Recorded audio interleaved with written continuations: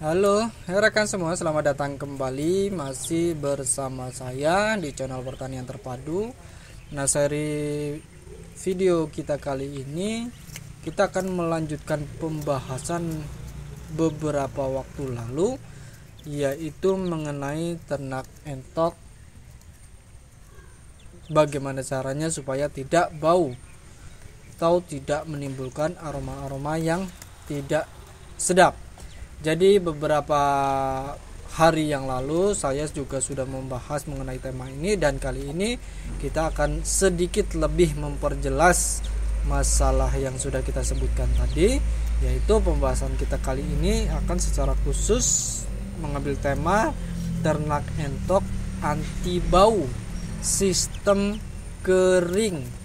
Nah, yang digarisbawahi pada pembahasan kita kali ini adalah supaya peternakan entok kita tidak mengalami kendala pada hal populasi udara, maka dari itu sistem yang kita gunakan adalah sistem kering. Nah, sistem kering ini seperti apa?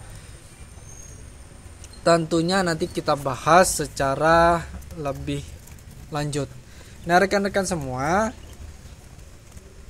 yang dimaksud ternak entok sistem kering ini supaya tidak bau adalah kita akan beternak entok yaitu dengan sistem kandang box tanpa ada bak mandi. Ya. Jadi sistem yang akan kita gunakan ini, sistem kering ini, kita pakai kandang terintegrasi. Ya, kandang yang disiapkan sedemikian rupa, cukup luas, kandangnya panggung. Kemudian kita tidak menggunakan air untuk mandi entok-entok yang kita pelihara. Dengan begitu nanti entok-entok kita kecukupan airnya hanya digunakan untuk minum, yang disediakan hanya untuk minum saja. Nah, seperti apa sih sistem yang dimaksud?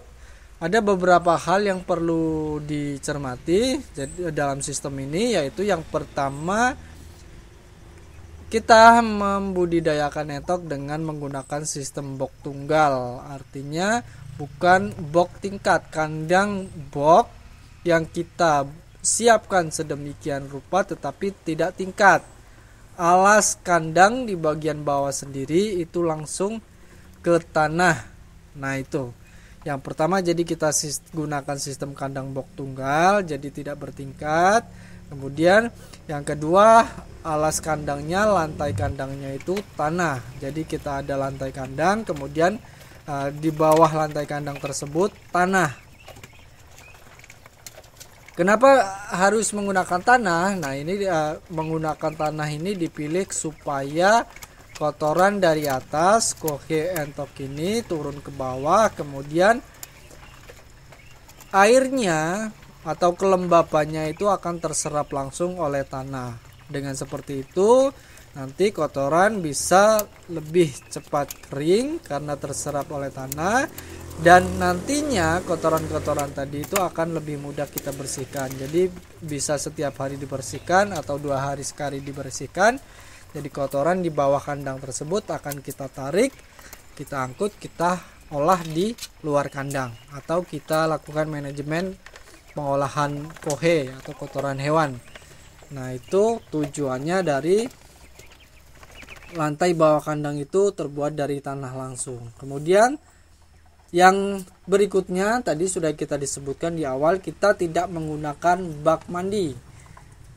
Karena kita menggunakan kandang box, ya, maka air yang kita gunakan hanya untuk minum. Jadi kita tidak menyiapkan air untuk mandi entok-entok kita seperti pada pemeliharaan di areal yang terbuka atau kandang umbaran.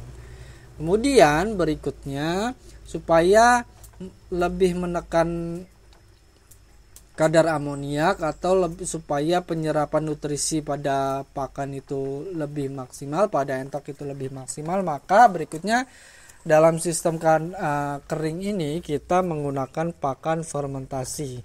Nah, pakan fermentasi ini dimaksudkan supaya nutrisi dalam pakan itu bisa terserap lebih sempurna lagi, sehingga nanti ketika menjadi kohe tidak meninggalkan banyak sisa nutrisi yang nantinya akan diolah oleh bakteri dan menyebabkan bau. Nah, itu. Kemudian rekan semua, yang berikutnya adalah manajemen kohe. Jadi rekan-rekan semua, dalam beternak entok sistem kering agar anti bau ini, yang tak kalah penting adalah manajemen kohe. Jadi biasanya peternak itu tidak memiliki pengelolaan sendiri untuk kotorannya. Maka dari itu, agar kita terhindar dari polusi udara, jadi kohe, kotoran hewan tadi itu harus kita olah sedemikian rupa.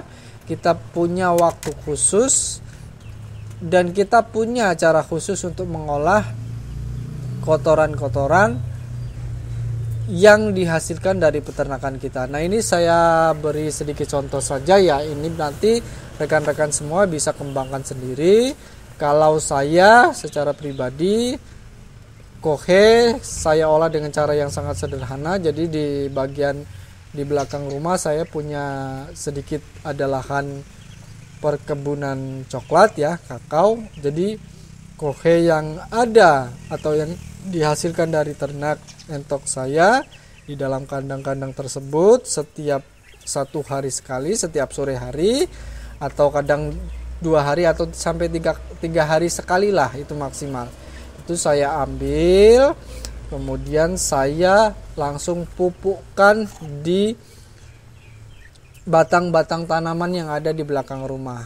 Nah, ketika sudah sampai ke luar ruangan kandang, sudah keluar dari area kandang, kemudian kita pupukkan ke tanaman, itu di situ akan terakses dengan ayam segala macam yang ada di luar sana. Kemudian bisa areal terbuka, kokinya bisa lekas kering, kemudian nanti akan menjadi kompos bercampur dengan sisa-sisa dedaunan, kemudian nanti bisa menjadi pupuk. Nah, itu cara yang paling sederhana yang bisa kita lakukan. Nah, untuk rekan-rekan semua yang punya lebih banyak waktu dan juga lebih punya sumber daya tambahan, mungkin kohe-kohe ini bisa disemprot dengan bakteri fermentasi. Jadi difermentasi terlebih dahulu seperti itu ya, ditaruh di lahan yang lebih luas supaya amoniaknya bisa langsung terurai, amoniaknya bisa langsung terbawa angin,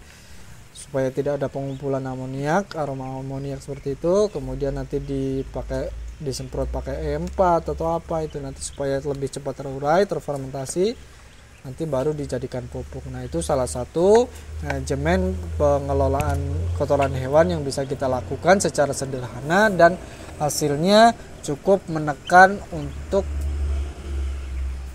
area kandang ternak kita itu jadi tidak bau.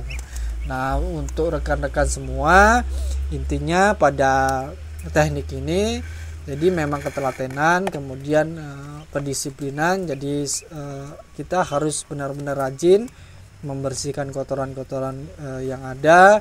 Jangan sampai ada kelembapan di situ, karena kelembapan itu akan menyebabkan bakteri, kemudian bau nanti, dan itu juga bisa menimbulkan bibit penyakit ya.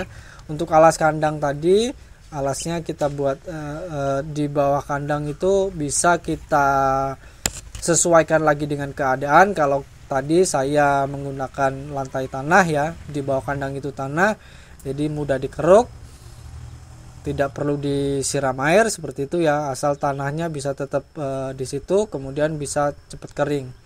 Nah, kalau rekan-rekan semua ada waktu atau memungkinkan, mungkin bisa ditambah jenis liter mungkin ya di bawah kandang itu, jadi nantinya tidak harus membersihkan sesering mungkin kalau ada tambahan liter di bawah kandang tersebut, alas kandangnya. Misalnya jerami bekas padi itu misalnya. Nah, itu bisa juga diterapkan seperti pada alas kandang umumnya, itu bisa diterapkan seperti itu. Yang penting tentunya disesuaikan dengan keadaan kita masing-masing. Nah, itulah tadi rekan-rekan semua sedikit penekanan yang saya bisa sampaikan untuk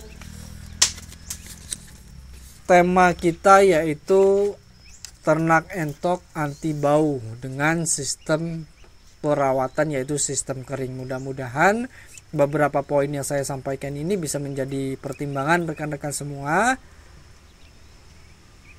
tentunya dalam mengelola peternakan entok skala rumahan yang dimiliki. Terima kasih telah mengikuti video saya sampai selesai.